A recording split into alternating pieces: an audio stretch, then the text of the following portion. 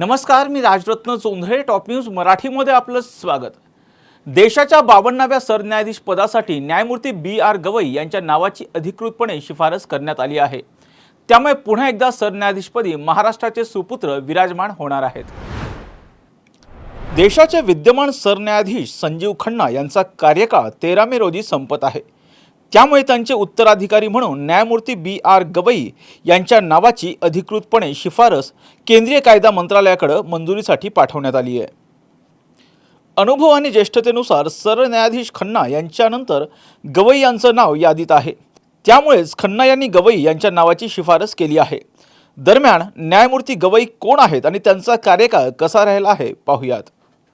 न्यायमूर्ती बी.आर. गवई यांचं पूर्ण नाव भूषण रामचंद्र गवई असं आहे.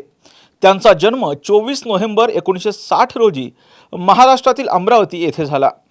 वकिलीचं शिक्षण पूर्ण केल्यानंतर 1985 मध्ये त्यांनी पूर्णवेळ वकिली म्हणून कारकिर्दीला सुरुवात केली. दरम्यानच्या काळात त्यांनी माजी ॲडव्होकेट जनरल आणि उच्च न्यायालयाचे न्यायाधीश दिवंगत राजा एस भोसले यांच्यासोबत काम केलं. त्यानंतर 1987 मध्ये त्यांनी मुंबई उच्च न्यायालयात स्वतंत्र वकील म्हणून प्रॅक्टिस सुरू केली. 1990 पर्यंत ते मुंबई उच्च न्यायालयात वकिली करत होते. तर ऑगस्ट 1992 ते जुलै 1993 पर्यंत मुंबई उच्च न्यायालयाच्या नागपूर खंडपीठात सहाय्यक सरकारी वकील आणि अतिरिक्त सरकारी वकील म्हणून त्यांची नियुक्ती करण्यात आली. 2000 मध्ये त्यांची नागपूर खंडपीठात सरकारी वकील म्हणून नियुक्ती झाली.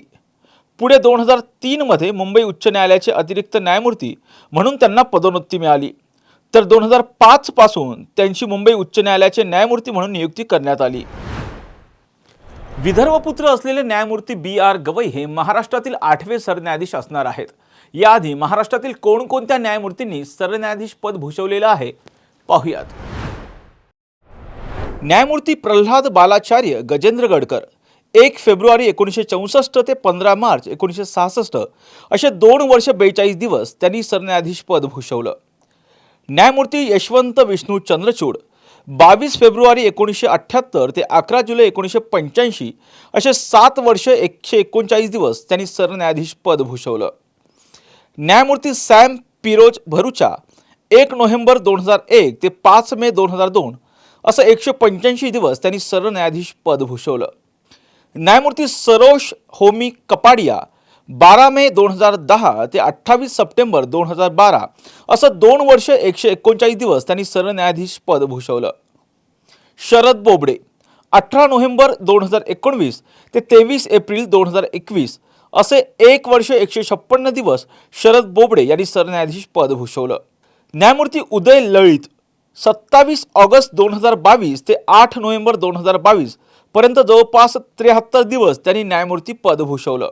न्यायमूर्ती धनंजय चंद्रचूड 9 नोव्हेंबर 2022 ते 10 नोव्हेंबर 2024 असं 2 वर्ष 1 दिवस त्यांनी सरन्यायाधीश पद भूषवलंय. या 7 न्यायमूर्तींनी देशाच्या सरन्यायाधीश पदाचा कार्यभार सांभाळलेला आहे.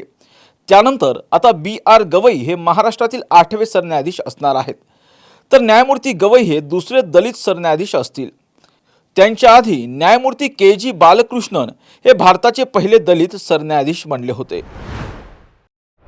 370 कलम रद्द करणं, नोटबंदीचा निर्णय वैध ठरवणं, राज्यांना अनुसूचित जातीमध्ये उपवर्गीकरण करण्याचा अधिकार, राजकीय निधीसाठी निवडणूक बॉन्ड योजना रद्द करणं असे महत्त्वाचे निर्णय घेणाऱ्या खंडपीठामध्ये न्यायमूर्ती गवई यांचा सहभाग राहिला आहे.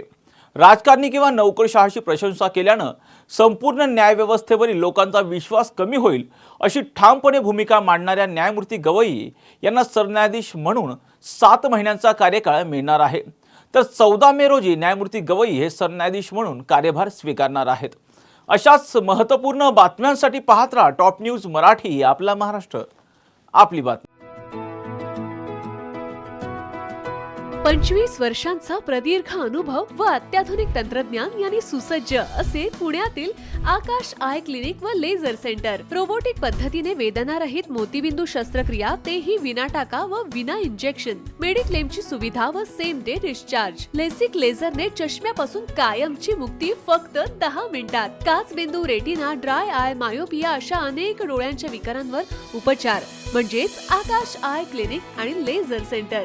CTR कंपनी जवळ विमान नगर, नगर रोड, पुणे. संपर्क 8888173100.